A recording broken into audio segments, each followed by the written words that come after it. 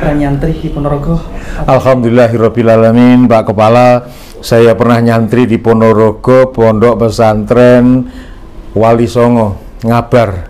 Saat itu dipimpin oleh Bapak Yai Ibrahim Thayyib dan Bapak Yai Haji Ishaq Thayyib. Saya masuk tahun 85, 86 dan kemudian saya lulus 89, 88, 89. Terima kasih kepada para kiai, terima kasih kepada para guru, terima kasih kepada teman-teman se-alma mater PPWS, Pondok Pesantren Wali Songo Ngabar.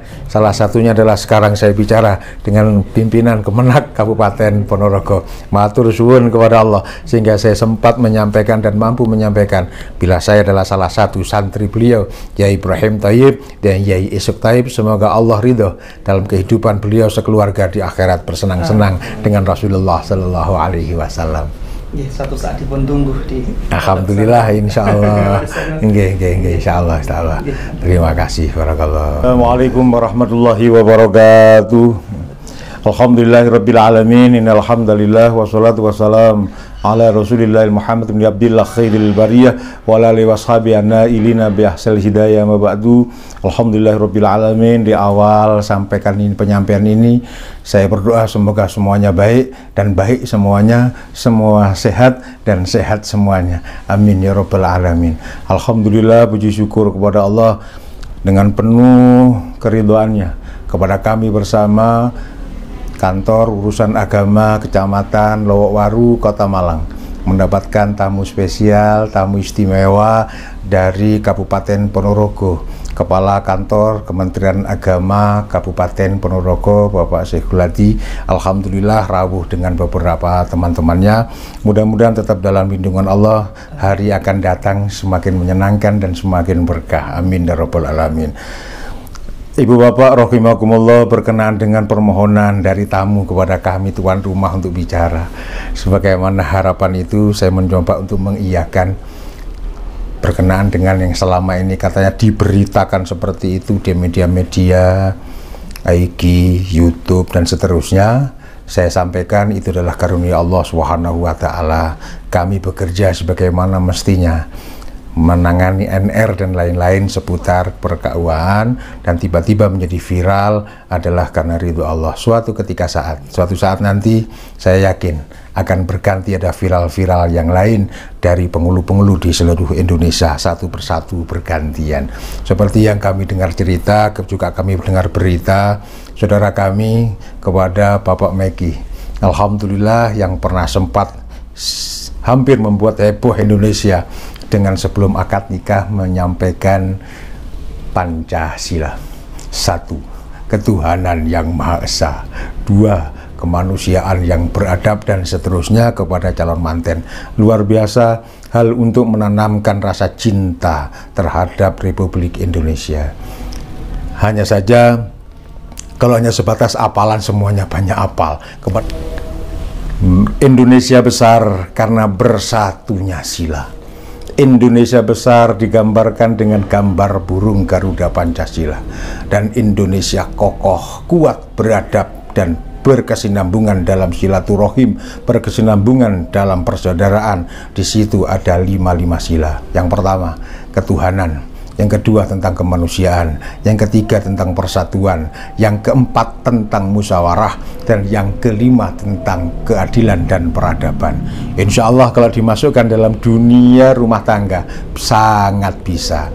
Yang pertama adalah spiritual, sholat, ibadah, dan lain-lain. Insya Allah akan memperkokoh sebagaimana kokohnya Indonesia. Yang kedua, persatuan. Persatuan tidak dimiliki oleh manten kakung, manten putri, tapi persatuan dari keluarga kakung dan keluarga putri. Tidak hanya cinta antar kedua suami istri, tapi cinta lebih lengkap, yakni kepada saudara-saudara dari kedua belah pihak. Ada pengayoman, persatuan Indonesia, pengayoman melalui gambar pohon beringin. Persatuan Indonesia, pohon beringin. Dalam rumah tangga pun juga diberikan dan diperlukan adanya persatuan dengan pengayoman yang kuat dan kokoh. Weno payung wong kang uto, wong kang kaudanan. Weno payung wong kang kehujanan. Artinya tutupi kekurangan, payungi semua bentuk yang perlu dipayungi. Rumah tangga kita pasti ada kekurangan, tutupi dengan pengayoman, tidak sambat A sambat B kepada orang A orang B. Kalaulah curhat kepada para alim ulama yang insya Allah akan memberi payung, tidak sebaliknya curhat kepada selain ulama yang akan memberikan perusak payung. Weono payung wong kang kaudanan, beri perlindungan kepada keluarga melalui banyak hal, bekerja. Kalau dalam bahasa saya, payung di situ adalah yang pertama adalah jujur. Suami jujur, istri jujur, insya Allah kuat rumah tangga. Yang kedua, beribadah bersama. Seorang suami berdoa-doa, istri mengamini. Subhanallah. Seorang suami walabolin, istri mengamini. Kuatnya ibadah bersama ini membuat kuatnya rumah tangga kita. Ini yang disebut dengan payung. Tetapi naudzubillah, bila istri sudah tidak percaya dengan waladolinnya suami, seorang istri sudah tidak lagi percaya mustajabahnya doa suami, sehingga ibadah bersama, doa pun bersama. Ini benih-benih pertama untuk menjadikan perpecahan rumah tangga, karena tidak saling percaya. Dalam urusan rohani tidak percaya, apalagi dalam urusan duniawi. Dan yang ketiga, sedekah bersama. Suami memberi, istri mengetahui, istri berbagi, suami pun mengizini. Subhanallah, suatu hal yang indah. Jujur bersama, ibadah bersama, dan sedekah bersama. Insya Allah kuatlah kita laksana kuatnya Indonesia dengan pohon beringinnya, dengan lindungannya. Kalau kita dalam bahasa Islam kita adalah payung, midollah, payung. Kemudian ada ketahanan Indonesia melalui gambarnya banteng, melalui gambar-gambar ketahanan, kekokohan. Begitu pula rumah tangga juga diperlukan adanya itu ketahanan. Melalui apa ketahanan? Ilmu dan ulama.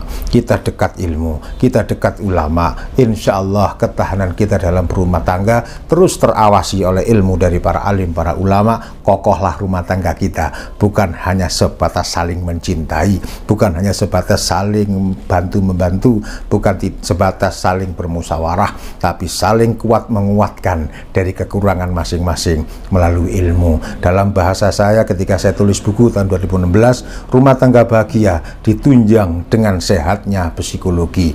Bagaimana bentuknya?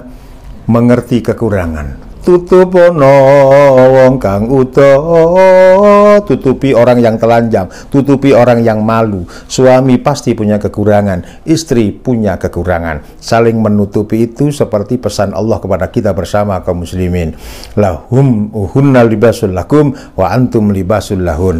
Tutupi kekurangan istrimu, tutupi kekurangan suamimu. Di mana saling menutupi itu kita tampak semakin kokoh dalam pertahanan rumah tangga, karena kekurangan tidak sampai diketahui orang lain. Kokohnya Indonesia, kekurangan tidak diketahui orang lain. Kokohnya rumah tangga juga demikian, akan tetap semakin kokoh ketika orang lain tidak boleh tahu. Bagaimana caranya? Menutupi sebagaimana Allah tadi berpesan, suami tutupi kekurangan istrimu, wahai istri tutupi kekurangan suamimu. Dan yang terakhir, kokohnya rumah tangga kita karena padi dan kapas. Gambar Indonesia menunjukkan adanya stabilitas ekonomi kita berjalan.